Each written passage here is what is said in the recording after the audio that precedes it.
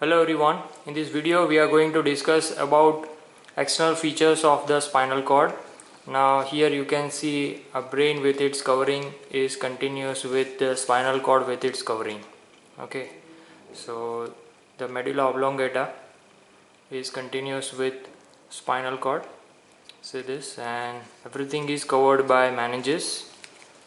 Now if we talk about the spinal cord only, then in an adult the length of spinal cord is on an average 45 centimeters, and particularly in adult male, and in adult female it is approximately 42 centimeters, that is 18 each, and the average weight in adult is around 30 grams.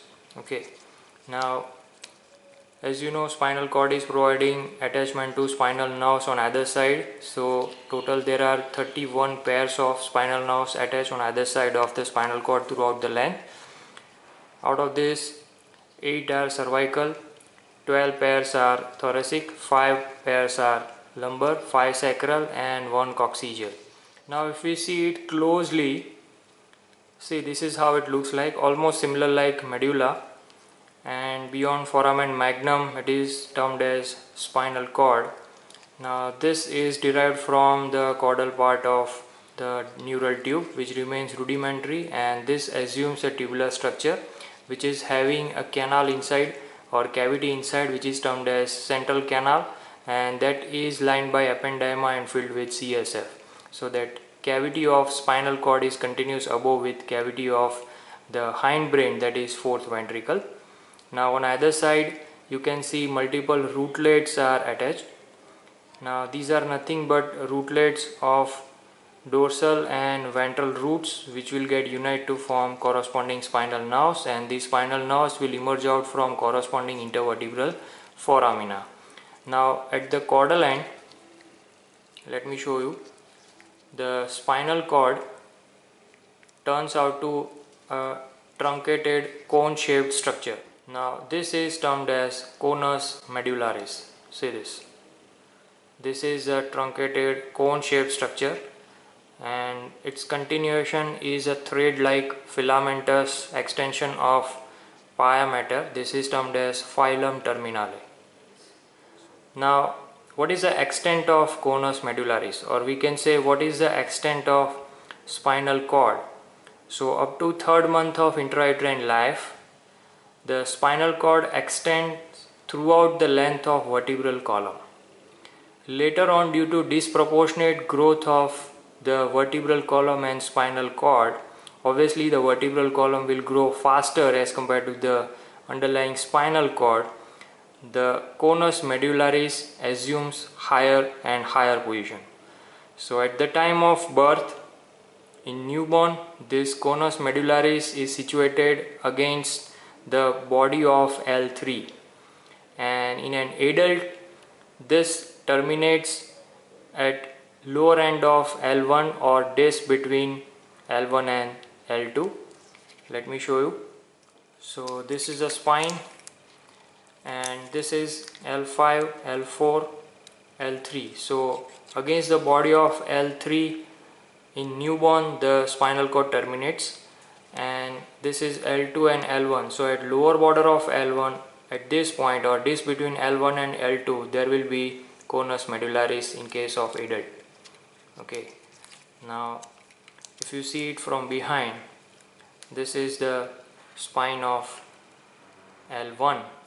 So below over here at this level the spinal cord terminates, and as you know, a process called as, or a procedure called as lumbar puncture is generally carried out one vertebral level below. So at the level of L3 or disc between L3 and L4, okay, somewhere over here the needle is inserted to reach into the vertebral canal. So below L1 in this canal, in the vertebral canal, there is no spinal cord, only remaining spinal nerves are found, and there is no chance of injuring the spinal cord. See this, the probe is seen in the vertebral canal, okay, between L3 and L4. So this is the level of doing lumbar puncture in case of adult. In case of pediatric patient or in newborn, still one vertebral level below. For safety purpose, the lumbar puncture is carried out. Now let's observe the spinal cord closely. If we see it as a section, okay, let me show you, let me zoom in. Just see the section. So in this section what you can see is in the center there is an H-shaped area or butterfly shaped area. This is the gray matter and it is surrounded by white matter. Ventrally you can see anteromedian fissure which is deep inside. See this, there is a covering of pia matter as well, but this is anteromedian fissure. Posteriorly will be posteromedian sulcus, and on either side you will get two anterolateral and posterolateral sulci. So that we will discuss in a diagram, but it is just to show you how a cross section of spinal cord looks like. Similarly, when you see it from in front, see this, multiple small nerve rootlets are emerging out. Okay, see, these are the rootlets. Similarly, along the posterior side also you will see multiple rootlets emerging out. See this, multiple rootlets, and these rootlets will form the spinal nerve after joining to form the roots. Okay, so there are ventral root and dorsal roots, and this roots will join to form spinal nerve which will emerge out from intervertebral foramen. Now individual segment or a portion of spinal cord which provides attachment to a single spinal nerve. Okay, the number of rootlets attached to a particular segment of spinal cord which turns into a spinal nerve, that particular part is termed as spinal segment. Now as you know, there are 31 pairs of spinal nerves, so obviously there will be 31 such spinal segments.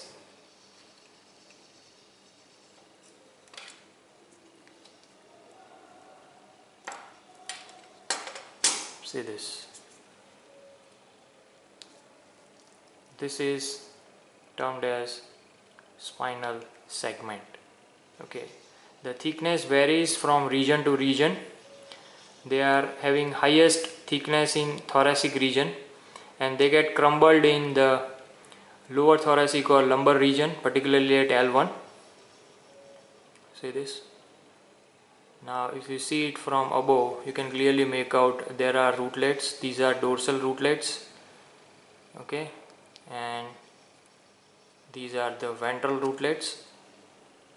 Okay, and along the dorsal rootlets you will find dorsal root ganglion. Again, this we will discuss in a diagram, but just imagine the thickness. This is the dorsal root ganglion. Okay, these are dorsal rootlets, and these two together will join to form a spinal nerve. As soon as the spinal nerve emerges out from intervertebral foramen, it will divide into ventral and dorsal primary ramus. So now again you can see in the center butterfly shaped gray matter. Now as I told you, the vertebrae will not coincide with this spinal segment because the length of both spinal cord and vertebral column are not same. So we need to understand at which vertebral level exactly deep inside which spinal segment is situated. So in cervical region, the formula is you'll have to add +1. Suppose you are palpating spine of 4th cervical vertebra and you want to know the underlying spinal segment, then you'll have to add 1. So like there lies 5th cervical spinal segment. Okay, then in upper thoracic region you'll have to add 2, that is +2 to the spine. In lower thoracic you'll have to add 3, +3 to the level of spine. Particularly at the level of T11, if you are palpating 11th thoracic spine, then you will have to add +4. So which spinal segment lies deep inside? That is 3rd lumbar. Then against the spine of T12 you will have to add +6. So there will be 1st sacral spinal segment deep to the T12, and at L1, as we have discussed, the spinal cord will terminate. Now throughout the course, the thickness of the spinal cord will not remain static. It is actually tapering down gradually, but at particularly two regions, at cervicothoracic region and at lumbosacral region, there are two enlargements, particularly from C4 to T2 spinal segments, and from L2 to S3 there is an enlargement at both the places. Now why there is an enlargement? It is to accommodate extra nerve fibers which are meant to supply the girdles and limb. So in cervicothoracic enlargement there are extra fibers which are meant to supply the pectoral girdle and upper limb, and similarly the lumbosacral enlargement is meant to accommodate extra fibers which are supplying pelvic girdle and lower limb. Now as we have discussed that spinal cord in adult will terminate at the level of L1 in the form of conus medullaris. So what will happen to the spinal nerves beyond that point? Now you can see this is a bunch of spinal nerves, okay, actually 10 pairs of spinal nerves. So beyond L1 the remaining 4 lumbar, 5 sacral and first coccygeal spinal nerves and their pairs will be lying within the vertebral canal, okay, and these 10 pair of spinal nerves together will give an appearance of a tail of an horse. This is termed as chorda equina. So this is chorda equina, bunch of nerves, okay, 10 pair of spinal nerves. And let me separate all this. Okay, this is the termination of spinal cord. See this. Okay, here will be the conus medullaris. So these are all nerves forming chorda equina. See this. Okay, I am separating these nerves. And as we have discussed, beyond there is a phylum terminale. So with that you can identify the phylum terminale. See, this is the phylum terminale, and remaining will be the spinal nerves, chorda equina. This everything will remain in vertebral canal, and at their corresponding intervertebral foramina these nerves will leave the vertebral canal. Okay, so this is conus medullaris, phylum terminale, and these are all chorda equina. Now let's discuss this section of spinal cord in a diagram. So in this diagram it is to show you the cross section of the spinal cord, and in the center is the H-shaped gray matter and periphery is having white matter. Now when we see the spinal cord externally, along the anterior aspect in the midline there is a fissure. This is termed as anteromedian fissure, which is anteriorly oriented, which is continuous and which is very deep inside. So it extends up to considerable depth into the substance of spinal cord. Similarly, posteriorly there is posteromedian sulcus, which is quite shallower as compared to the anterior one, but it sends a septum deep inside that is made up of neuroglial tissue, and that along with this anterior one, these two together will divide the spinal cord into two equal halves.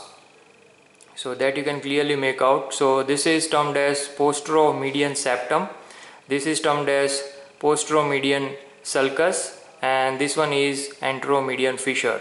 Similarly, on either side there are two faint sulci. These are termed as anterolateral sulci, you can clearly make out, and along these anterolateral sulci small rootlets which will unite to form a root.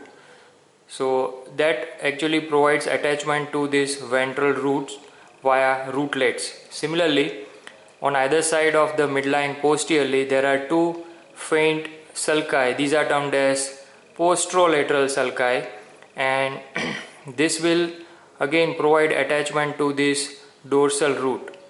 Actually this dorsal root is having two divisions, medial and lateral, but it is shown only one. But just understand that this posterolateral sulcus will provide attachment to dorsal root, and these two roots, dorsal root and ventral root, they unite to form spinal nerve. Now near its termination the dorsal root shows a bulge. Now this bulge is lodging a ganglion inside, that is termed as dorsal root ganglion, and it contains pseudo-unipolar type of the neurons. Now the location of this ganglion is nearer to the intervertebral foramen or almost at the foramen, and as soon as the nerve is formed, the spinal nerve is formed, it will divide into ventral primary rami and dorsal primary rami. That is a plural form. You can say ventral and dorsal primary ramus. Now you know the ventral primary rami throughout in our body will form various nerve plexuses like cervical plexus, brachial plexus, lumbar plexus, etc. So this is the ventral primary rami. Now talking about the spinal cord itself, these three sulci, anterolateral sulci, posterolateral sulci and anterior and posterior median fissure or sulci will divide the white matter into three: anterior, lateral and posterior parts. These are termed as anterior funiculus, lateral funiculus and posterior funiculus, and these are lodging their corresponding tracts. Now in cervical region and upper thoracic region, in the posterior funiculi on either side, there lies another septum, or we can say another division. This is termed as postero-intermediate septum, and that will further divide individual posterior funiculus into medial and lateral parts. So by and large, this is how the white matter is divided. As we have discussed, the grey matter is H-shaped or butterfly shaped, and it is having ventral horn and dorsal horn.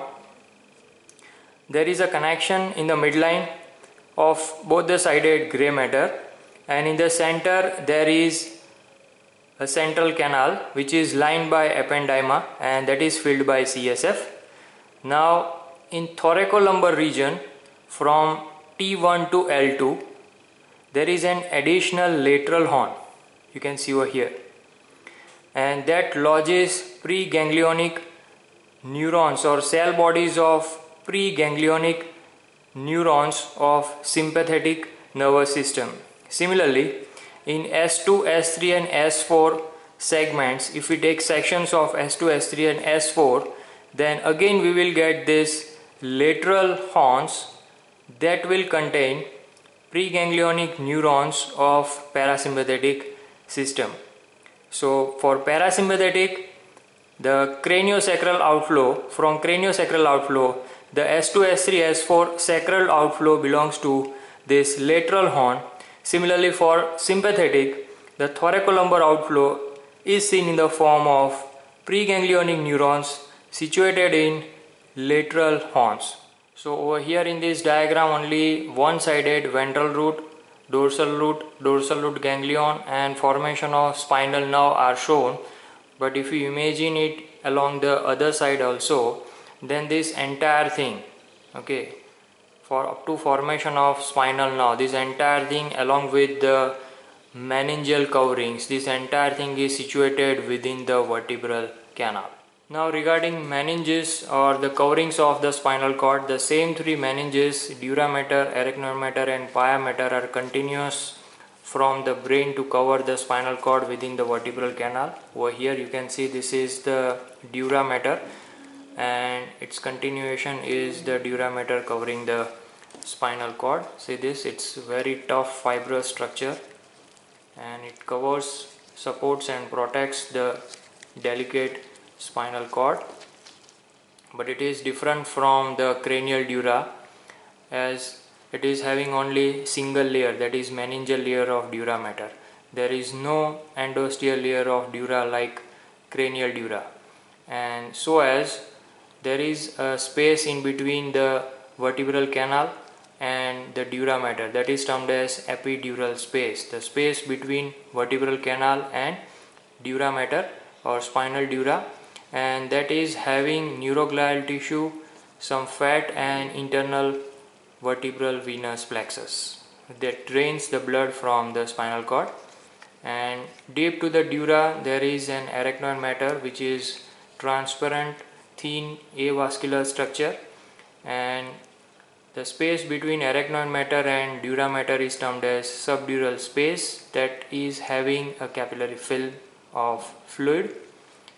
Deep to the arachnoid matter is the pia matter, the same pia matter which is continuous from the brain, and that lines all the irregular or all the surfaces of the spinal cord, that is spinal pia matter, and this is also providing a medium for the blood vessels to reach to the spinal cord, and for giving support to the spinal cord it divides or it modifies to form 4 different parts. These are termed as the phylum terminale that we have discussed. It is a thread like filamentous structure, non-nervous tissue, and this is phylum terminale. Now the dura matter and arachnoid matter will terminate at the level of S2 vertebra. So up to that point this pia matter is situated within the dura and arachnoid. Okay, but beyond that point, beyond S2, this pia matter has to traverse the dura and arachnoid and it will reach up to the posterior surface of first coccygeal vertebrae. Over here you can see, okay, CO1, and here it terminates. So on an average length of pia matter or phylum terminale is 20 cm. First 15 cm up to S2, from L1 to S2 is termed as phylum terminale internum, which is lying within the dura and arachnoid, and beyond S2 up to CO1 remaining 5 cm is termed as phylum terminale externum. Initial 4 to 5 mm of phylum terminale may contain extension of the central canal and may contain CSF. Then that extension of central canal containing CSF is termed as terminal ventricle. So the first extension or first modification of pia matter is phylum terminale.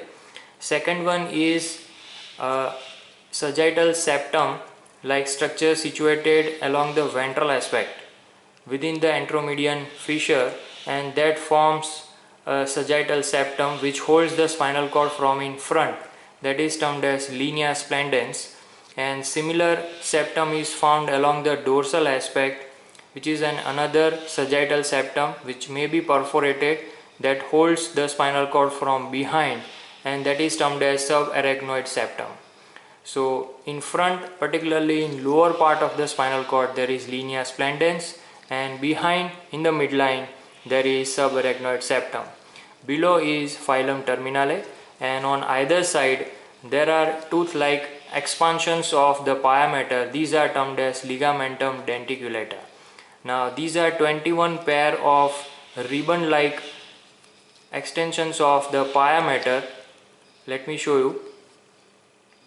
See, this is one of the extension you can see, or one of the ligamentum denticulatum. See this one. Okay, so there are such 21 pair of ligamentum denticulata.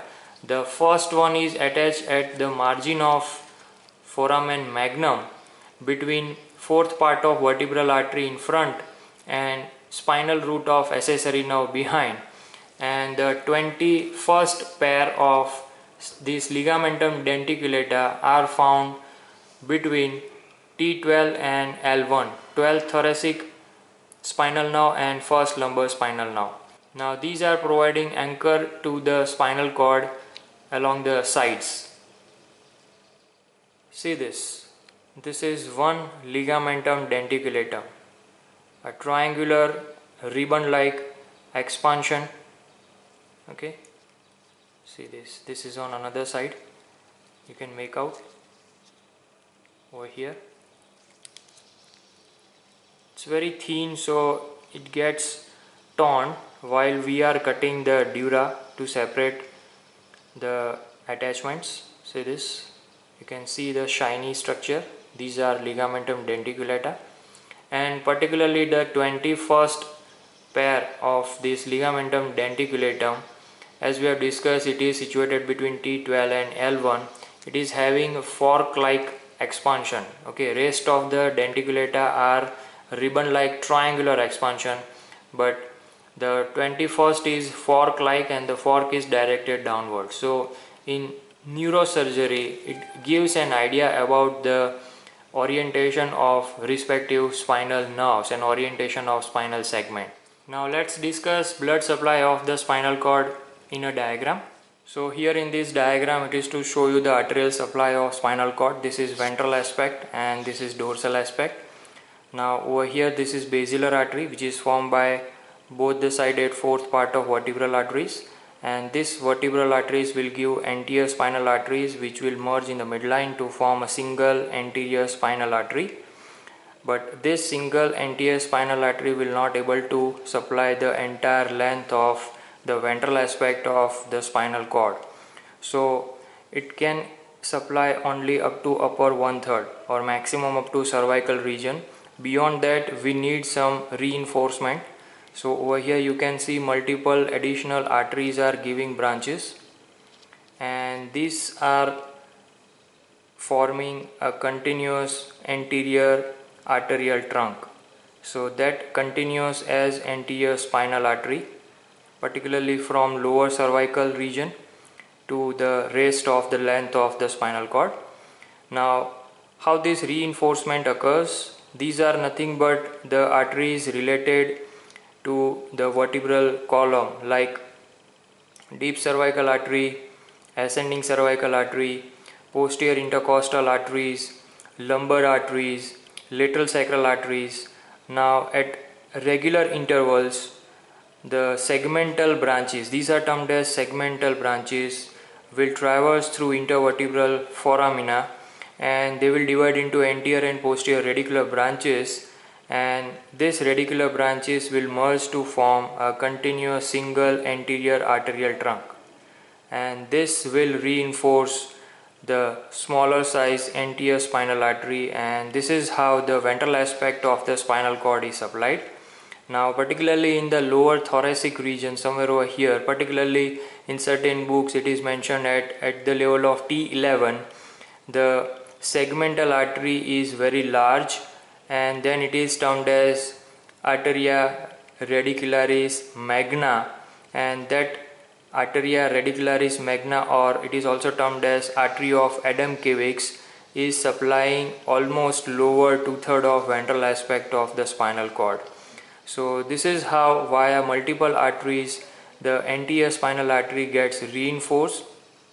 Similarly, if you see the posterior part, the fourth part of vertebral artery, or sometimes from posterior inferior cerebellar arteries, two posterior spinal arteries are given, and again like from the segmental arteries, similar reinforcement occurs for the posterior spinal artery. So instead of one single anterior spinal artery, here forms two posterior spinal arteries. They are related to the dorsal roots, and at regular interval the reinforcement occurs.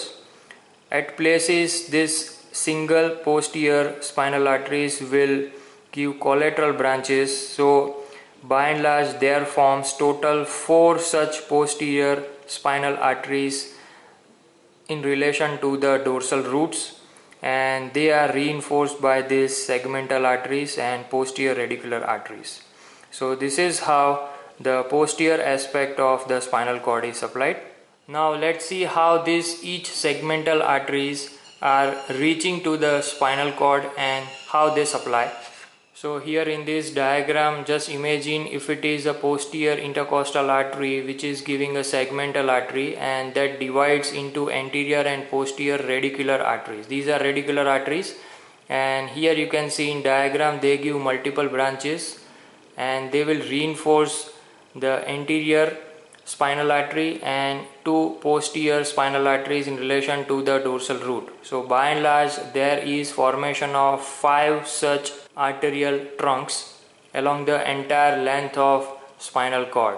Now Over here you can clearly make out this is anterior spinal artery in relation to the anteromedian fissure, and this will give central branches. See this.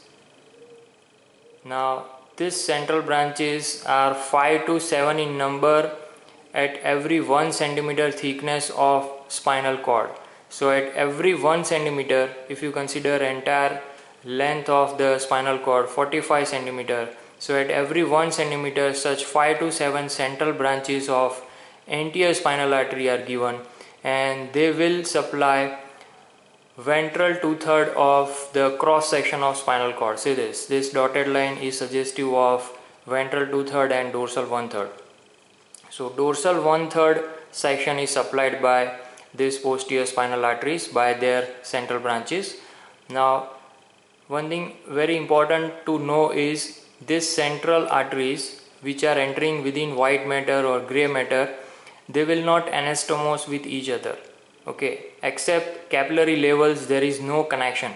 So these central branches are an example of end arteries.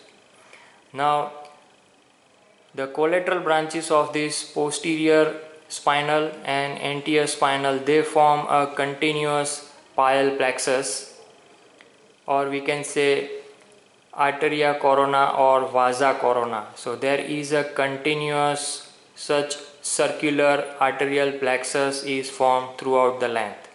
That is termed as vasa corona or arteria corona. So this is how the spinal cord receives its arterial supply. Unlike arterial trunks which are 5 in number, the venous drainage occurs via these 6 longitudinal venous trunks.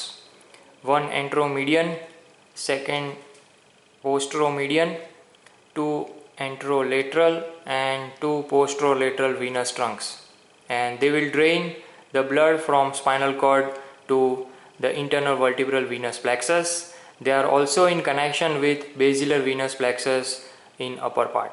So similar thing here you can appreciate, that is what we have discussed in diagram, the ventral longitudinal venous trunk. See this. So this is how it is oriented. Now this is to show you an orientation about how spinal cord is related to the vertebral column. So now we can clearly make out this is the conus medullaris, phylum terminale, chorda equina. Okay, and this will be the L1 because the conus medullaris is situated at the lower border of L1.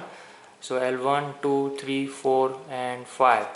So along with the respective intervertebral foramina, you can see from the side this chorda equina will emerge out beyond L1. Okay, so this is how deep inside it is oriented. So this is regarding external features of the spinal cord. Hope you understood well. Thanks for watching.